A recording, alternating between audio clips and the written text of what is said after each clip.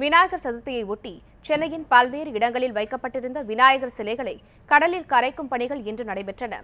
இதுகுறித்து நமது செய்தியாளர் செந்தில்குமார் அளிக்கும் கூடுதல் தகவல்களை இப்போது பார்க்கலாம்.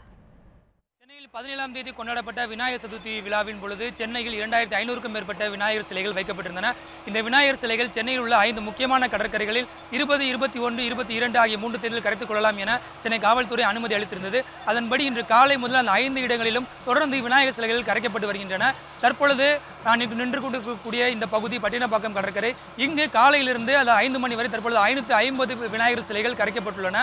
எனவே இந்த பகுதி தொடர்ந்து மக்கள் கூட்டம் அதிகரித்துக் கொண்டே இருப்பதால் போக்குவரத்து தடை செய்யப்பட்டுள்ளது. மேலும் எந்தவிதமான அசம்பாவிதங்களும் ஏற்பட்டுவிடக்கூடாது என்பதற்காக ஆயிரக்கணக்கான போலீசார் ரோந்து பணியில் ஈடுபட்டு வருகின்றனர். மேலும் கடற்கரை பகுதிகளில் தொடர்ந்து குதிரைப்படை வீரர்களும் ரோந்து சென்று கொண்டிருக்கின்றனர்.